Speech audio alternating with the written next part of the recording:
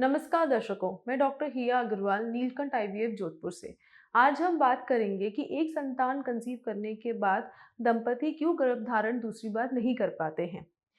ऐसे दंपति जिनकी एक संतान हो चुकी है या फिर एक बार अबॉर्शन या एक्टोपिक प्रेगनेंसी हुई है और कई साल से ट्राई करने के बाद भी दूसरी बार बच्चा नहीं ठहर पा रहा है, ऐसे निसंतानता को हम सेकेंडरी इनफर्टिलिटी या दूसरी निसंतानता कहते हैं। इसमें ये होता है कि मोस्टली पेशेंट्स पहले तो कंसीव कर चुके हैं, कभी-कभार उनकी नॉर्मल प्रेगनेंसी भी हो जाती है, फिर भी दोबारा ट्राई करने पर उनको बच्चा नहीं ठहर पाता है। किसी-किसी दंपति का अबॉर्शन या कोई ट्यूब में जहाँ बच्चा ठहर जाता है और फिर उसके बाद सारा सब कुछ सही इलाज करने के बाद भी दोबारा बच्चा नहीं ठहरता है। तो ऐसे दंपति काफ़ी निराश हो जाते हैं। उनको ये लगता है कि पहले तो आराम से प्रेगनेंसी आ गई थी, फिर हमें इतनी परेशानी अब इस बार क्यों हो रही है? तो इसका ये कारण है, कुछ कारण हो सकते हैं जिसकी वजह से सेकेंडरी इनफर्टिलिटी काफ़ी कॉमन आज की तारीख में हो गई है। सबसे इम्पॉर्टेंट कारण जो सेकेंडरी इनफर्टिलिटी का होता है वो है ट्यूब। ट्यूब कभी-कभार हमारे जब नॉर्मल प्रेगनेंसी होती है या फिर डीएनसी होती है या ऑपरेशन होता है, तो कभी-कभार कुछ संक्रमण होते हैं जो नीचे से ऊपर चले जाते हैं और फिर ट्यूब को ख़राब कर देते हैं। इसकी वजह से पहले तो प्रेगनेंसी सही से आ गई थी, पर अब दोबारा प्रेगनेंसी नहीं आती है। ये मोस्ट कॉमन कॉज़ होता है।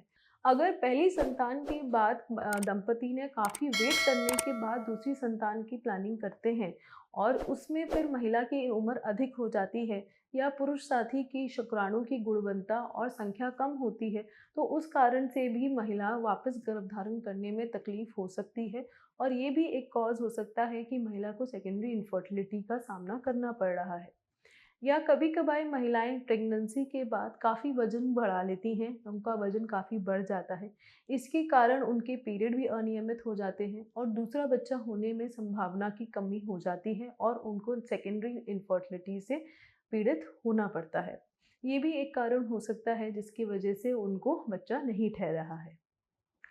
आज की जीवन शैली बहुत ऐसी हो गई है कि ड्रिंकिंग, स्मोकिंग, लेट रात तक जगना, स्ट्रेस रहना, वर्क स्ट्रेस इतना, पति-पत्नी का आपस में मिलना नहीं पाना, ऊपर से बच्चे साथ में रहने के कारण काफ़ी ऐसे दंपति होते हैं जो लाइफ़स्टाइल फैक्टर की वजह से ही सेकेंडरी इनफर्टिलिटी से पीड़ित होते हैं और दोबारा संतान का सुख प्राप्त नहीं कर पा रहे हैं।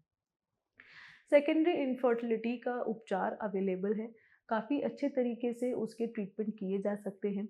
हमें पहले टेस्ट कराने होते हैं कि क्या कारण है जिसकी वजह से हम सेकेंडरी इनफर्टिलिटी से दंपति पीड़ित है और उससे हम कैसा आपका ट्रीटमेंट दे सकते हैं।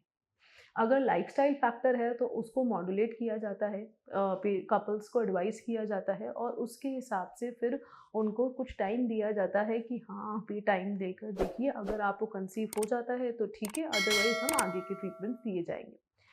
अगर पेशेंट को ट्यूब का फैक्टर है, तो उसमें तो सिर्फ़ एक ही ट्रीटमेंट है, टेस्ट ट्यूब बेबी आईवीएफ का ट्रीटमेंट है जिसमें बच्चा होने की प्रोबेबिलिटी रहती है। अगर ट्यूब बिल्कुल ही ख़राब है तो डायरेक्ट आईवीएफ ही कराना होता है। अगर ट्यूब में ऐसी कोई परेशानी है जो दूरबीन के द्वारा ठीक की जा सकती है, तो ऐसे मरीज़ों को दूरबीन का ऑपरेशन सजेस्ट किया जाता है और उसके बाद हम कुछ दवाइयाँ, इंजेक्शंस देते हैं ताकि इनकी बीज बनने की क्वालिटी ठीक हो और मेल पार्टनर के शुक्राणु के हिसाब से या तो टाइम डिलीशन या आईयूआई की सजेशन दी जाती है। अगर महिला पार्टनर के गर्भाशय में प्रॉब्लम आ रही है, कभी-कभार ऑपरेशन या नॉर्मल डिलीवरी के बाद गर्भाशय बिल्कुल एक-दूसरे से परत चिपक जाती है, जिसको हम इंट्रा-यूट्राइन एडहेशंस कहते हैं। अगर ऐसी कोई प्रॉब्लम है या सेप्टम है जिसकी वजह से पहले तो प्रेगनेंसी आ गई थी पर अभी नहीं आ रही है या अभी कोई पॉलिप आ गया है, संक्रमण हो गया है, क्रोनिक एंडोमेट्राइटिस जिसको परत का इन्फेक्शन कहते हैं। ऐसे कारणों में अगर मरीज़ का है तो हम दूरबीन के द्वारा हिस्ट्रोस्कोपी से पहले गर्भाशय को ठीक करते हैं और फिर कुछ दवाइयाँ देते हैं। उसके बाद महिला को प्रेगनेंसी के लिए सजेशन किया जाता है। तो अगर पुरुष साथी के शुक्राणु में कमी है, तो पहले दवाइयाँ दी जाती हैं। अगर दवाइयों से शुक्राणु की कमी की ठीक नहीं की जा सकती है, तो फिर आईयूआई या आईवीएफ के ट्रीटमेंट का सुझाव दिया जाता है। अगर आप सेकेंडरी इनफर्टिलिटी से पीड़ित हैं, तो आपको निराश होने की ज़रूरत बिल्कुल भी नहीं है। इसका बहुत ही अच्छा उपचार अवेलेबल है और आप इससे इलाज करवा के दोबारा गर्भधारण कर सकती हैं और संतान सुख प्राप्त कर सकती हैं। अगर आप सेकेंडरी इनफर्टिलिटी या निसंतानता या आईवीएफ के बारे में कुछ जानकारी चाहते हैं, तो आप हमारे नीचे दिए गए नंबर पे कॉल कर सकते हैं या फिर हमारे सेंटर विजिट कर सकते हैं। धन्यवाद।